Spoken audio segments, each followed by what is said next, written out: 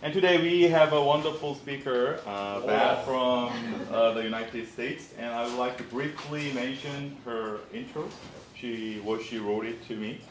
But Bett, she's a distinguished Toastmaster, and she has been a Toastmasters for 19 years. And she was also a tech leader for 25 years. And she has experience CTO of one of the AI company, and also she worked Verizon and GE and Meta, Instagram, and she's also a writer and publisher. So she wrote 8 books, not only the software architect, but also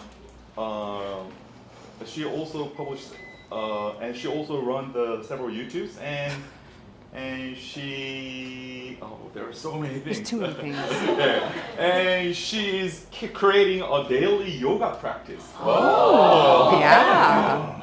And today she would like to talk about, the reason why we are in a Toastmaster. So I cannot wait what she's going to talk about today.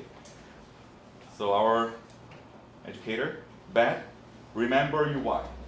Thank you.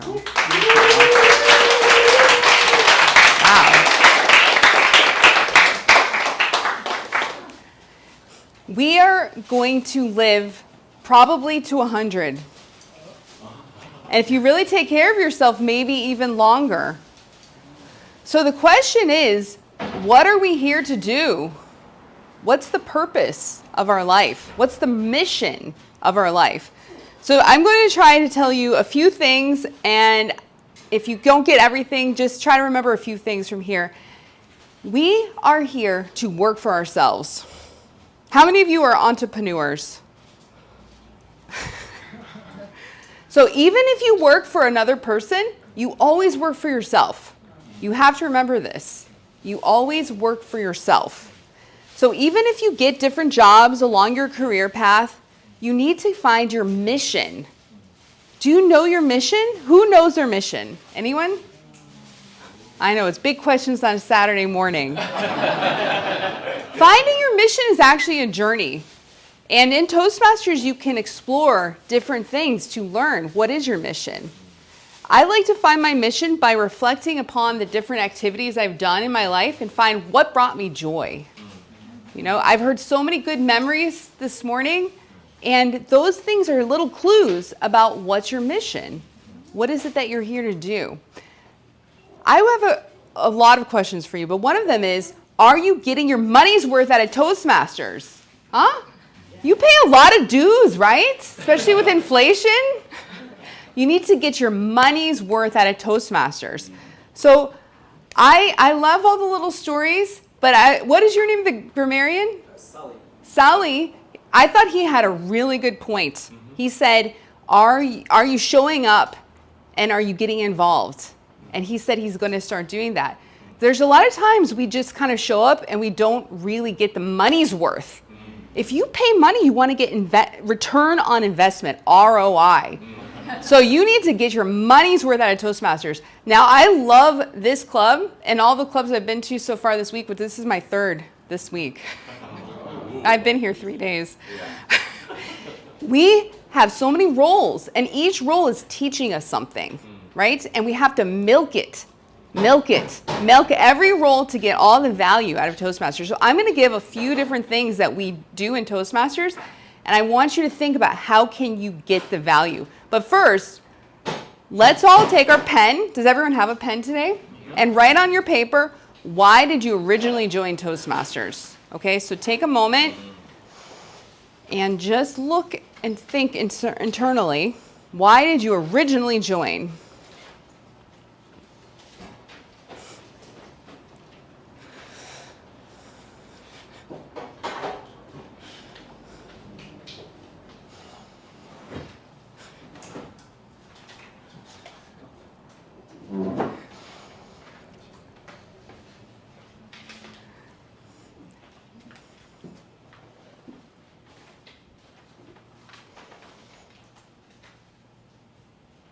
All right, it looks like most people are wrapping up. Did you get your why, Andy? Okay, good. It was 2005. I was sitting in my computer, typing, listening to Orbital on my headphones. They were plugged into my computer. Do you remember that? Those old kind of computers where you had a headphone jack and it had a little CD. I was sitting there writing code, just typing up a storm. Such good for loops. Woo! For loops all day. Then I felt a tap on my shoulder. I was like, I'm trying to focus. I look up into the big brown eyes of Frank Bell, my manager. And he says, Bett, I'm going to get you a headset. You're going to start talking to customers. I said, no, I'm a software engineer. I don't talk to customers. I write code. I optimize for loops all day long. I'm so good at it. Well, unfortunately, Frank wanted me to grow. He wanted me to learn new things and pivot. And I wanted to stay the same. So as I was looking for my next job, I had to realize I needed to add soft skills, communication, listening skills to my resume. So I started my new job, unfortunately left Frank Bell behind, and I saw a poster at Verizon on my first day and it said, welcome to Toastmasters, learn how to become a leader. And I was like, whoa, I didn't want to do it. I wanted to stay in my cube and write code all day. But the call was there. I saw a sign. So I went to the meeting, and everyone was so smiley. They kept clapping. And I was like, oh, this is a nice place. I should join here. Before I joined Toastmasters, I was scared to talk in a meeting. I had a lot of ideas on how to make the software better, but I was too nervous to raise my hand and share. But after just a few months of Toastmasters, I not only could raise my hand and say, I have a good idea on how to fix this problem, I was actually running team meetings. Because Toastmasters teaches us how to run a meeting. And in our normal lives, how many terrible meetings do we go to, right? It's atrocious. It's atrocious. I actually wrote a book called Good Meetings, trying to help people understand how to use an agenda. All these roles are so valuable. So learning this in Toastmasters, so when you become the Toastmaster of the day, you have a theme, you have to orchestrate a team. These are the same skills you can use to run a conference, to run meetings at work, to bring users together, to do a focus group. These are valuable skills. So every role in this group right now is teaching us valuable skills we can bring back to the workplace and just turn it into cash, right? I became the president of my club after a few months. I know. And I learned so much. So much.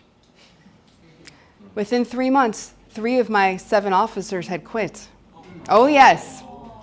You learn a lot when you try things. I was trying to do too much.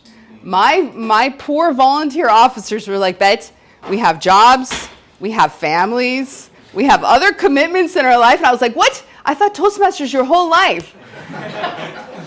I learned through struggle how to learn to lead without authority. I couldn't fire my officers. I had to inspire them. The officer roles don't cost any extra money. Do you charge extra for officer roles? It's part of your Toastmaster dues. You need to sign up to be an officer. Do you have it yearly or 6 months? 6 months. Every 6 months you have an opportunity to run. And you learn so much. Every single officer role inside of a club gives you so much knowledge. You want to learn how to do social media? Become PRM. You want to learn how to lead a team? Become the president. Do you want to learn how to keep people on track? Become a VPE. Every single role, treasurer, learn how to run a budget. This is like cash, return on investment. But let's talk about even bigger roles. After being the president for a while of my club and learning how to motivate and keep my team energized, I became area director. Oh my goodness, area director. Who's been an area director? A few people. Oh my goodness. No, do you charge extra for being an area director? No? This is such a big value. I loved area director is my favorite role. You get to mentor 3 to 4 other clubs. And you go to all these clubs. Every club has its own culture. And you get to learn how they run. And you learn from them, and they teach you, and you teach them. I mentored the presidents of my club, and it was incredibly inspiring. And it was beautiful. And then I wanted more, so I became a division director. Also free. Also part of your dues, no extra money. This is like an MBA. MBAs are very expensive. This is the same amount as your normal dues. We started 7 clubs in my division when I was a division director. And it was amazing. Starting clubs is sales skills. Do you want to learn how to sell? Become an area director, division director, and start your own club. You're mentoring a club right now. Yes? So amazing. Helping a baby club, it is so rewarding. Incredible, special. The other thing I learned in Toastmasters is mentoring other members. When you mentor another member, you learn so much about speaking and about how Toastmasters works. It is incredibly nourishing to your soul. All right, so I took all these things as I went along, and I kept climbing in management in the corporate world. And I joined GE. They moved me across the country to Oakland, California. I became a director. I ended up becoming a CTO. You already heard the bio. All of that stuff. It's like, how much money do you spend in Toastmasters, and what is the value you're getting? So let's go back to it. The thing over my journey, as I went from that very shy software engineer to being a CTO and running a whole team, but the thing is, I have to keep going back. I'm still in Toastmasters, right? I'm a part of 2 clubs. I became a club growth director, which again is huge amounts of opportunity, became a program quality director, and then became district director. Absolutely best years of my life. I miss it a little bit. Very hard, but I learned how to run a large organization. This is incredible. But the thing is, every time you do these things in your journey, you're changing career. I eventually got to Meta, and I worked at Instagram for almost 2 years.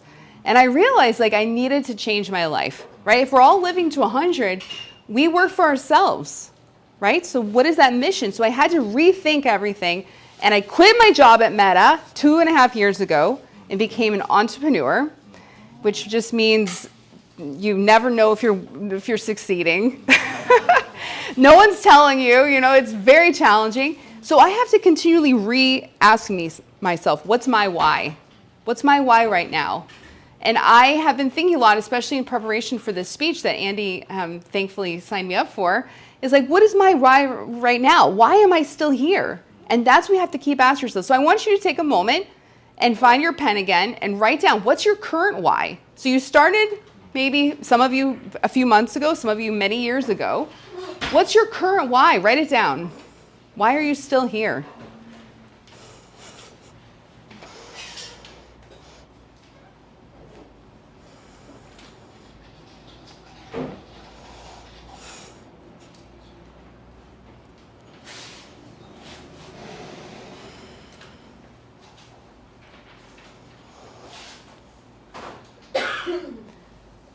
All right.